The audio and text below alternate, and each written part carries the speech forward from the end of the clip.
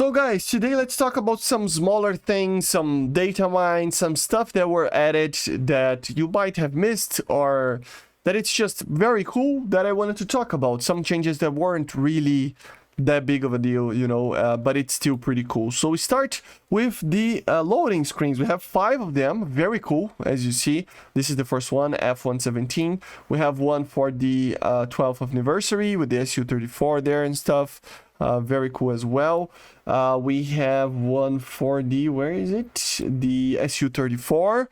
Very cool as well. The Super Hind. And then we have the last one for the Lux and some others. And Scimitar, as you see. Like in a... It feels like it's snow, but it's like mud. So something like that. So very, very cool, right? A missile evasion text now appears in the middle of the screen when you evade a missile, which I think I don't like. I don't like it. It's just... It's kind of like arcadey, right? And I don't like this type of thing because sometimes you just don't know if the missile that you are evading, you know, missed or not. And that's part of the game. It's part of how you should actually, you know, consider how everything is with the combat. So, yeah, it's something that I don't know, I just don't like it, but still, it is something that they added. Now we have many missiles with these text, including, for example, the Asta over here with laser, IOG, and GNSS guidance type. This type is the one that we talked about, okay? So now it's properly implemented. I'm gonna show to you guys in this Asta over here, which is the Asta 3 technically now. But basically now, these types of missiles, there are many. Russian, American, like NATO, right?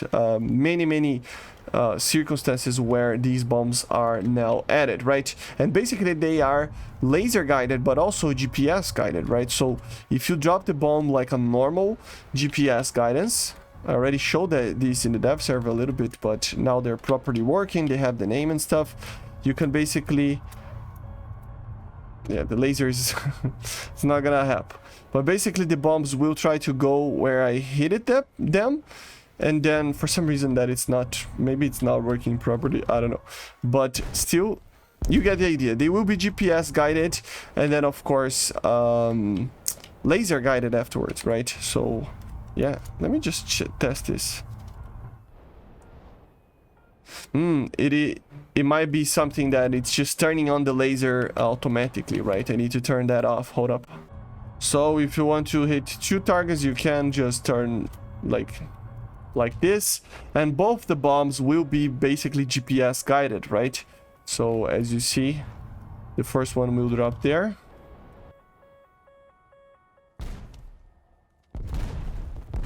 I missed, but you get the idea, right? And then if you want to make them a little bit more precise, you can turn it on the laser, or if the target is moving and everything, and they're pretty much the same as a laser bomb or a GPS guided bomb at the same time, okay?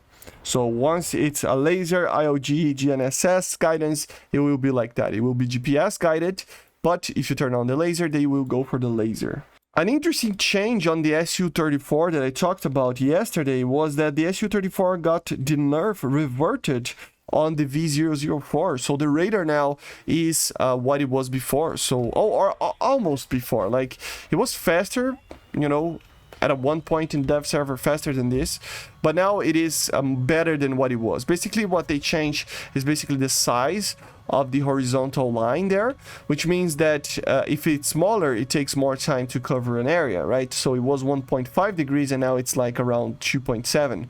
Before it was like 3.2, so it's less than what it was in the dev server initially, but it's more than the last dev server. So the radar is definitely better than what it was in the dev server, but it's still, you know, not the greatest thing ever, but it's still pretty interesting. I mean, to be honest, it is the best radar in the game, in my opinion. One thing that somebody commented on the video that I did about the SU-34 that I didn't realize it was actually possible is that, of course, we don't have thermals with the SU-34, but if you take at least one KH-38 and you use this camera of the missile itself, you can actually use the thermal system of the missile itself to actually find targets on the SU-34. Basically a makeshift of turbo system, which means that you can use this to actually find a target with thermals, and then with that launch a missile with another type of guidance. So let me test with one of those ships there, just for you to understand the idea. But yeah, it can be very cool because it's basically a pod, but you can launch the pod afterwards, right? So you can do this. So as you see, we are using thermals, right? But we can turn on the laser, and you basically just choose the target where it's locked, and then you can fire the missile. And after you get you can maybe, I don't know, unlock it or something like that. You can guide the missile itself whatever place you want it to actually be like, right? So you're basically using the TV guidance with second gen thermals of the KH-38MT as a pod that eventually, once you actually deploy all of your ammunition, you can use it to basically destroy all targets as well. So we just do this, and as you see, that is locked there, so we just need to wait and the target will be dead. And with that, you can have thermals, a makeshift thermal for the SU-34, which is pretty cool and something that I forgot to mention to you guys in the SU-34 video. Another aircraft that can do this, just like the SU-25 SM3, it's basically use the camera of the KH-29T to guide laser-guided ammunition. So for example here,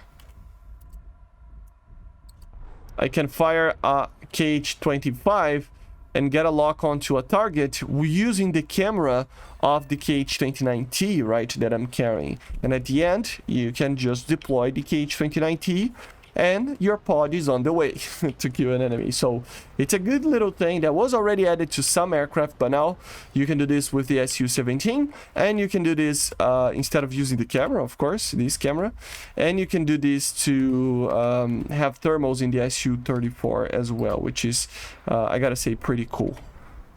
You can basically just change. Sometimes it works in a little bit of a better way, but you get the idea, right?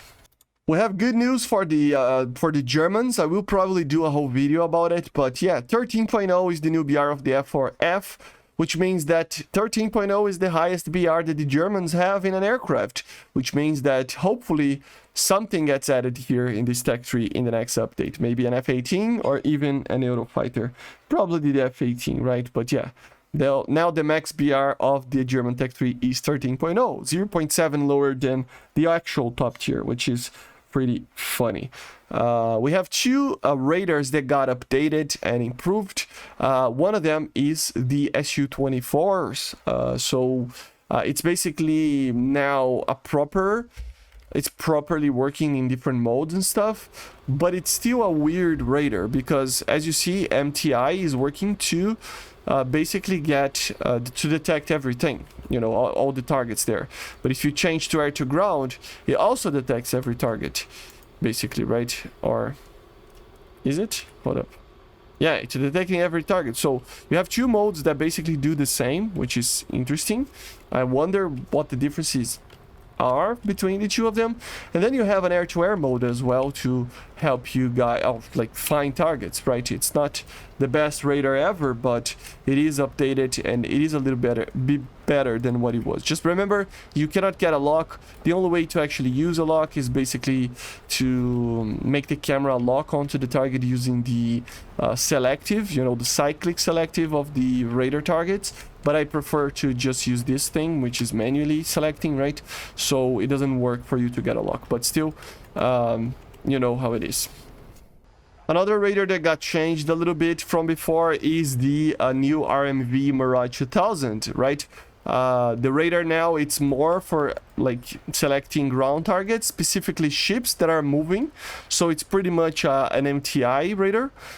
So it doesn't detect targets that are standing still, as you see, which is kind of underwhelming, but I don't know the capabilities of this radar in real life. You do have some like scan zones and stuff for you to use, and you can have locks, but you don't have any anti-ship missiles or anything like that. And that's pretty much it. You don't have any other modes in this radar. He only has 30 kilometers of range. The only thing that you can actually do in this radar apart from that is basically get an air-to-air lock using the acquiring mode, like normal mode, as like a dogfight, right? You can use the helmet as well to help you get a lock onto the air, and then basically use the gun, for example, or anything like that. But you don't have the ability to use any, you know, radar missile or anything like that, right? So you could just use it to aim. That's a weird sound, but you can use to aim your gun with the radar there. Very, very cool. So I see you guys on the next one. Make sure to subscribe, leave a comment, leave a like, and bye guys. See ya.